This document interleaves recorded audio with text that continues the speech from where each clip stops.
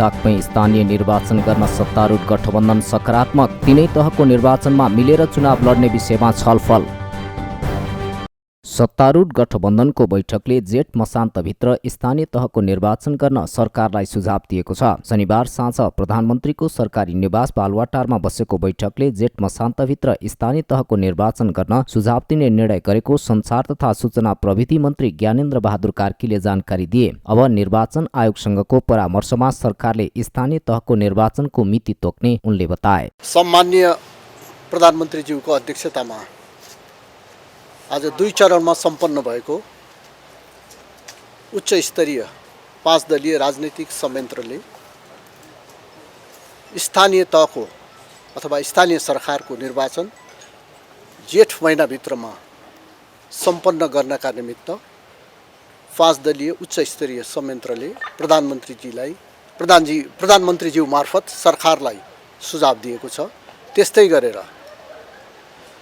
संविधानसँग बाजिएका जुन कानुनहरू छन् ती कानुनहरूलाई संशोधन गर्नुपर्ने भए त्यो तयारी गर्नका निमित्त पनि सरकारलाई आज बसेको उच्च स्तरीय संयन्त्रको बैठकले सुझाव दिएको कुरा म यहाँहरूलाई जानकारी गराउन चाहन्छु। बैठकले स्थानीय तह निर्वाचन ऐन 2073 को संशोधन गर्नुपर्ने भए त्यसको प्रक्रिया अगाडि बढाउन पनि सरकारलाई सुझाव दिएको मन्त्री कार्कीले जानकारी दिए।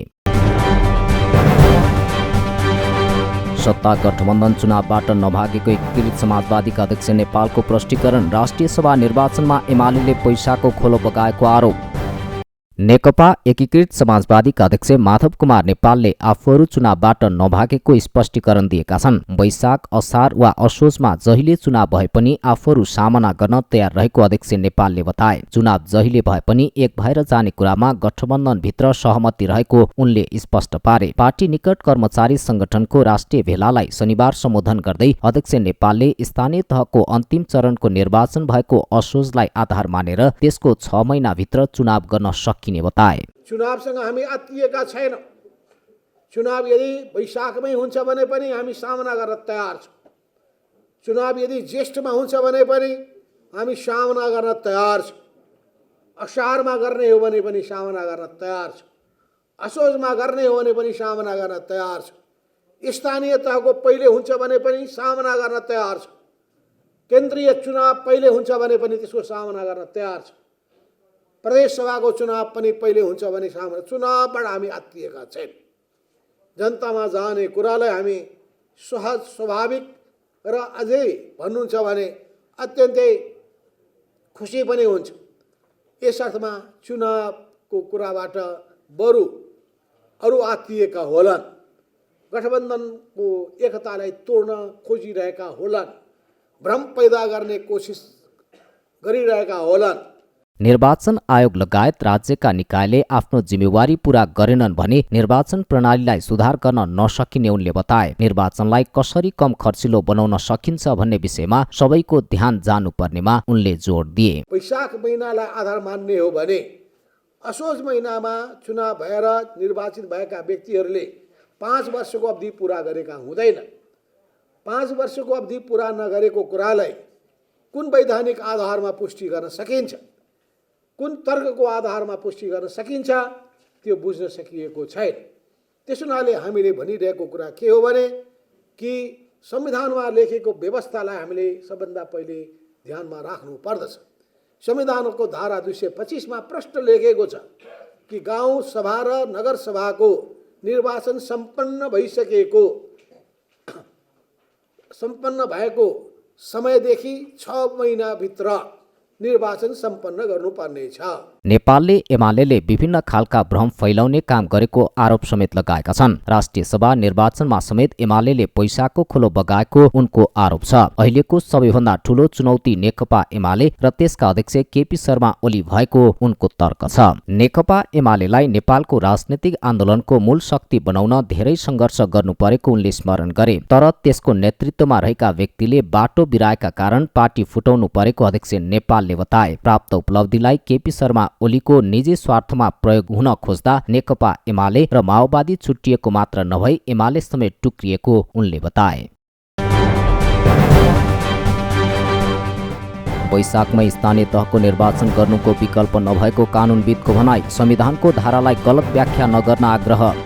कानुनविदहरूले वैशाखभित्रै स्थानीय तहको निर्वाचन सम्पन्न गरिसक्नुपर्ने कानुनी व्यवस्था रहेको बताएका छन्। कानुनविद टीकाराम भट्टराई र सुनिल पोखरेलले स्थानीय तहका जनप्रतिनिधिहरूको कार्यकाल 5 वर्ष हुने कुरा संविधानमै व्यवस्था रहेकाले स्थानीय तहको निर्वाचन पर धकेल्ने काम गर्न नहुने तर्क गरेका हुन्। एमाले निकट पत्रकारहरूको संगठन प्रेस चौतारी नेपालले शनिबार काठमाडौँमा आयोजना गरेको एक अन्तर्क्रिया कार्यक्रममा बोल्दै नेपाल बार एसोसिएसनका पूर्व उपाध्यक्ष समेत रहेका भट्टराईले पहिलो चरणमा सम्पन्न भएको निर्वाचनलाई आधार मानेर स्थानीय तहको निर्वाचन हुने अन्तर्राष्ट्रिय मान्यता रहेको स्मरण गराए। उनले स्थानीय तह पदाधिकारी विहीन हुने परिकल्पना संविधानले नगरेको स्पष्ट पारे। पहिलोचोटि भएको निर्वाचनलाई आधार मानेर कार्यकालको गणना हुनेछ भन्यो। संविधानले संघीय कानुन बमोजिम बाँकी कुरा हुन्छ भनो, संघीय कानुनले चरणको त्यसरी परिभाषा गरो। त्यसो भएको हुनाले पहिलो चरणमा भएको निर्वाचनबाट नै कार्यकाल प्रारम्भ हुन्छ। हामी कहाँ मात्रै होइन, यो चरणबद्ध निर्वाचन हुने कुरा विश्वका धेरै मुलुकहरूमा छ। सबभन्दा नजिकै हामीले जानेको यसभन्दा अगाडिको लोकसभाको इन्डियाको निर्वाचन 9 चरण मलाई लाग्छ 9 चरणमा भएको थियो। तर त्यहाँ पनि पहिलो चरणमा जुन भयो त्यहीबाट नै कार्यकाल प्रारम्भ हुन्छ। कानुन र संविधानले जब स्पष्ट व्यवस्था गरेको छ र अभ्यास तदनुकूलको छ भने त्यसको व्याख्या पनि तदनुकूलकै हुनुपर्दछ। नेपाल बार एसोसिएसनका पूर्व महासचिव सुनिल पोखरेलले जेठ 5 गते भित्रै स्थानीय तहको निर्वाचन सम्पन्न हुनुपर्ने संविधानमा किटानी व्यवस्था भएको बताएका छन्। उनले स्थानीय तहको निर्वाचन समयमै नभए स्थानीय तह जनप्रतिनिधि विहीन हुने अवस्था आउने तर्फ पनि सचेत गराए। तपाईँ 5 वर्षमा चुनाव गर्नुपर्छ भनिसकेपछि त्यसलाई 5.5 वर्ष अथवा 6 वर्ष पुर्याउनु पर्नको कारण के हुन्छ? नम्बर 1। नम्बर 2, एउटा आर्गुमेन्ट आएको के छ भने कसैको जेठमा भएको छ, कसैको असोजमा भएको छ। जेठमा गर्दाखेरि त्यसको त 5 वर्ष पुग्दैन नि। भनेपछि सिम्पल, यसको लागि पनि सिम्पल हामीले ऐनमा व्यवस्था गऱ्यौँ। पहिलो निर्वाचितवालालाई नै हामीले मान्नुपर्छ, त्यहीँबाट पदावधि गरिन्छ भनेर। त्यो पनि एकछिनको लागि छोडिदिउँ। सिम्पल के हो भन्दाखेरि भने 4 वर्ष तपाईँले काम गर्ने हो, 5औँ वर्ष भनेको इलेक्सनको इयर हो, 5औँ वर्ष भनेको चुनावको वर्ष हो। फेरि हामी जस्तो देशमा तपाईँसँग 2टा मात्रै टाइम हुन्छ चुनाव गर्ने। एउटा वैशाख जेठ, असार लागेपछि बर्खा लाग्छ, खेतीपातीको मौसम हुन्छ, चुनाव हुँदैन। अर्को भनेको कार्तिकको अन्तिम मङ्सिरको सुरुवातमा हुन्छ हाम्रो जस्तो देशमा है। महासचिव पोखरेलले दलहरूले संविधान र कानुन विपरीत भएर स्थानीय तहको निर्वाचन सार्न नमिल्ने बताए। कोरोना संक्रमण मुक्त हुनेको संख्या बढ्दो, 4900 संक्रमित थपिँदा करिब 6000ले जिते कोरोना परीक्षण पनि घट्यो। देशभर थप 4904 जनामा कोरोना भाइरस संक्रमण पुष्टि भएको छ। 14562 जनाको कोरोना परीक्षण गर्दा पीसीआर विधिबाट 3318 तथा एन्टिजन विधिबाट 1586 जनामा संक्रमण पुष्टि भएको हो। काठमाडौँ उपत्यकामा पछिल्लो 24 घण्टामा 1820 जनामा संक्रमण देखिएको छ। काठमाडौँमा मात्र 1404, ललितपुरमा 305 र भक्तपुरमा 111 संक्रमित थपिएका हुन्। पछिल्लो 24 घण्टामा थप 5924 जना संक्रमण मुक्त भएका छन्। तेस्रो लहर सुरु भए यता पहिलो पटक संक्रमितको संख्या भन्दा निको हुनेको संख्या बढी भएको हो। हालसम्म नेपालमा कुल संक्रमित मध्ये 8,48,360 जना संक्रमण मुक्त भएका छन्। नेपालमा निको हुने दर 89.5% रहेको छ। यो सँगै सक्रिय संक्रमितको संख्या घटेर 87,329 मा झरेको छ। पछिल्लो 24 घण्टामा थप 6 जनाको मृत्यु भएको स्वास्थ्य तथा जनसंख्या मन्त्रालयले जनाएको छ। नेपालमा हालसम्म कोभिड-19 को संक्रमणबाट 11,703 जनाको ज्यान गएको छ। थप 2,72,748 जनाले कोभिड-19 विरुद्धको खोप लगाएका छन्। हालसम्म 1,65,27,741 जनाले पहिलो मात्रा, 1,40,15,324 जनाले दोस्रो मात्रा र 3,33,835 जनाले अतिरिक्त मात्रा खोप लगाएको मन्त्रालयले जनाएको छ। फरक खोप बुस्टर डोजका रूपमा दिने सरकारको निर्णय। पहिलो मात्रा लगाएको खोप उपलब्ध नभए कोभिसिल्ड दिन निर्देशन। सरकारले 60 वर्ष माथिका ज्येष्ठ नागरिकलाई कोरोना भाइरस विरुद्धको बुस्टर डोज दिन थालेको छ। कोरोना विरुद्धको खोप लगाएको 6 महिना पूरा भएका 60 वर्षभन्दा माथिका ज्येष्ठ नागरिकलाई बुस्टर डोज दिन थालिएको स्वास्थ्य तथा जनसङ्ख्या मन्त्रालयले जनाएको छ। स्वास्थ्य मन्त्री विरोध खतिवड़ाको अध्यक्षतामा शुक्रबार बसेको मन्त्री स्तरीय बैठकले 77 जिल्लाका जिल्ला स्वास्थ्य कार्यालयलाई खोप लगाउनको लागि पत्राचार गरेको थियो। बुस्टर डोज अन्तर्गत पहिलो र दोस्रो मात्रा अन्तर्गत कोभिसिल्ड, अस्ट्राजेनेका, मोडर्ना, फाइजर वा भेरोसेल लगाएकालाई कोभिसिल्ड वा अस्ट्राजेनेका खोप दिने, पहिलो मात्रा खोप लगाएकालाई दोस्रो मात्रा दिन, सोही खोप नभएका कोभिसिल्ड वा अस्ट्राजेनेका दिन मन्त्रालयले पत्राचार गरेको हो। त्यस्तै विदेशमा पहिलो मात्रा कोभिसिल्ड, अस्ट्राजेनेका, भेरोसेल, मोडर्ना, फाइजर खोप लगाएकाको हकमा दोस्रो मात्राका रूपमा कोभिसिल्ड, अस्ट्राजेनेका खोप दिन समेत अनुरोध गरिएको छ। मन्त्रालयले माघ 2 गतेदेखि पहिलो चरणमा अग्रपंक्तिमा काम गर्नेलाई बुस्टर डोज प्रदान गरेको थियो। अहिलेसम्म बुस्टर डोज 2,79,900 जनालाई लगाइएको छ। भिजिट भिसामा गएर विदेशमा अलपत्र पर्ने क्रम रोकिएन। श्रम मन्त्री भन्छन् विद्यमान कानुन संशोधन गर्छु। श्रम, रोजगार तथा सामाजिक सुरक्षा मन्त्री कृष्ण कुमार श्रेष्ठले राष्ट्रिय श्रम आयोग गठन गरी श्रम क्षेत्रको व्यवस्थापन गर्न आफू गम्भीर भएर लागि परेको बताएका छन्। मन्त्री श्रेष्ठले रोजगारदाता र श्रमिकहरू बीचको सम्बन्धलाई सुमधुर बनाउन विद्यमान कानुन संशोधन गरी अगाडि बढ्ने प्रतिबद्धता समेत व्यक्त गरे। नेकपा एकीकृत समाजवादी निकट निजामती कर्मचारी संगठनले शनिबार काठमाडौँमा आयोजना गरेको एक कार्यक्रममा बोल्दै उनले अस्थायी ज्यालादारी र करारमा रहेका कर्मचारीको समस्या समाधान हुने गरी उनीहरूको सामाजिक सुरक्षा कोषमा आबद्धताका लागि आफूले काम गरिरहेको बताए। कर्मचारीको समायोजनबाट उत्पन्न समस्यालाई सरकारले समाधान गर्नको लागि पनि तपाईहरुसँग हातोमाले गर्नु छ।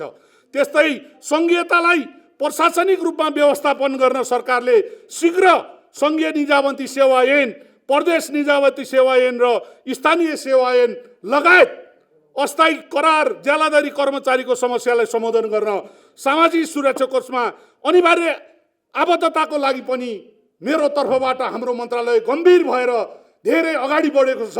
यसको नेतृत्व पनि यही संगठनले लिनको लागि म आग्रह गर्न चाहन्छु र श्रम कानुनलाई समयानुकूल सुधार गरी सरकार, रोजगारदाता र ट्रेड युनियन श्रमिक बीचको सम्बन्ध सुमधुर बनाउने गरी मैले जब मन्त्रीको रूपमा नियुक्ति भइसकेपछि म पहिलो भनौँ न आफ्नो कार्यकाल शुभारम्भ गरिरहँदा त्यही दिन पनि मैले भनेको थिएँ, जबसम्म रोजगारदाता र चाहिने श्रमिकको सम्बन्ध सुमधुर हुँदैन तबसम्म यो समस्या रहिरहन्छ, यसलाई कसरी व्यवस्थापन गर्ने भनेर मैले भनेको थिएँ। उक्त अवसरमा मन्त्री श्रेष्ठले कर्मचारीहरूको समायोजनपछि उत्पन्न समस्या समाधान गर्ने लगायतका कामका लागि सरकारले छिट्टै संघीय निजामती सेवा ऐन, प्रदेश निजामती सेवा ऐन र स्थानीय सेवा ऐन ल्याउन लागेको जानकारी दिए। प्रधानमन्त्री तथा मन्त्री परिषद कार्यालयका राज्य मन्त्री उमेश श्रेष्ठले सरकारले शिक्षा क्षेत्रमा लगानी बढाउने गरी कानुनी व्यवस्था गर्न लागेको बताएका छन्। राज्य मन्त्री श्रेष्ठले सरकारले विद्यालय तह, प्राविधिक शिक्षालय र उच्च शिक्षाको छुट्टा छुट्टै कानुन बनाउन लागेको उल्लेख गर्दै ती कानुनहरू बनेपछि शिक्षा क्षेत्रमा लगानी गर्ने वातावरण अझै बढ्ने बताएका हुन्। शनिबार काठमाडौँको सानो भर्याङ स्थित स्वस्ति श्री गुरुकुल विद्यालयले आयोजना गरेको एक कार्यक्रमलाई भर्चुअल माध्यमबाट सम्बोधन गर्दै उनले शिक्षा क्षेत्र र स्वास्थ्य क्षेत्रमा सबैको पहुँच पुर्याउने काममा सरकार लागि परेको बताए। अहिले अब यो संघीय कानुन बनिसकेपछि तीनवटा कोर्सहरू चाहिँ तीनवटा कानुन बन्दैछ। एउटा स्कुल लेभलको कानुन, एउटा चाहिँ अर्को हाम्रो टेक्निकल भोकेसनल टेस्टको कानुन र एउटा हायर एजुकेसनको कानुनहरू बन्छ। त्यो बनिसकेपछि चाहिँ अलिकति प्राइभेट सेक्टरले पनि लगानी गर्न सक्ने वातावरण पनि हुन्छ। त्यो कुरोको अपेक्षा गरौँ र जहाँसम्म लाग्छ म तपाईँलाई आश्वस्त गर्न चाहन्छु, तपाईँको कार्यक्रम सफल होस्, राम्रो होस्, शुभकामना दिन चाहन्छु। राज्य मन्त्री श्रेष्ठले शिक्षा क्षेत्रको विकासमा अझ सक्रियताका साथ लाग्न पनि निजी क्षेत्रका लगानीकर्ताहरूलाई आह्वान गरे। कार्यक्रममा विद्यालय सञ्चालक समितिका अध्यक्ष रामकृष्ण चित्रकारले विद्यालयको शैक्षिक क्रियाकलापका बारेमा जानकारी गराएका थिए। र आहारा गोल्ड कपको उपाधि पहिलो पटक एपिएफलाई 6 पटकको विजेता मनाङ मर्स्याङ्दी ट्राई बेकरमा स्तब्ध। आहारारा गोल्ड कप फुटबलको उपाधि विभागीय टिम एपीएफले जितेको छ। शनिबार पोखरा रङ्गशालामा मनाङ मर्स्याङ्दी क्लबलाई ट्राई बेकरमा हराउँदै एपीएफले पहिलो पटक उपाधि जितेको हो। निर्धारित र अतिरिक्त समयको खेल 2-2 गोलको बराबरीमा सकिएपछि निर्णय ट्राई बेकरका आधारमा गरिएको थियो। पेनाल्टी सुटआउटमा ओलावाले अफिज असफल भएपछि 6 पटकको च्याम्पियन मनाङ उपाधिबाट वञ्चित भएको हो। एपीएफका नवीन लामा, शनि श्रेष्ठ, रवि थिङ, मणि लामा, अर्मान्ड बिडोम पेनाल्टी सुटआउटमा सफल बने। मनाङको तर्फबाट फ्रेङ्कलिन टाला, दयानन्द सिंह, शिव गुरुङ, रूपेश केसीले गोल गरेका थिए। उपाधिसहित एपीएफले 10 लाख रुपियाँ हात पारेको छ। उपविजेता मनाङले 5 लाख रुपियाँमा चित्त बुझाएको छ। नेपाली राष्ट्रिय फुटबल टिमले पहिलो मैत्रीपूर्ण खेलमा अफ्रिकी राष्ट्र मरिससलाई पराजित गरेको छ। शनिबार भएको पहिलो मैत्रीपूर्ण खेलमा नेपालले मरिससलाई 1-0 गोल अन्तरले पराजित गरेको हो। त्रिपुरेश्वर स्थित दशरथ रङ्गशालामा नेपाललाई जित दिलाउन विमल घरती मगरले निर्णायक गोल गरे। विमलले खेलको 55औं मिनेटमा निर्णायक गोल गरेका हुन्। 1 वर्षपछि टिममा पुनरागमन गरेका विमलले पहिलो खेलमै गोल गरेका हुन्। नेपालले पहिलो पटक आधिकारिक रूपमा अफ्रिकी राष्ट्रसँग खेलेको हो। नेपालले अब मरिसस विरुद्धको दोस्रो मैत्रीपूर्ण खेल मङ्गलबार खेल्नेछ।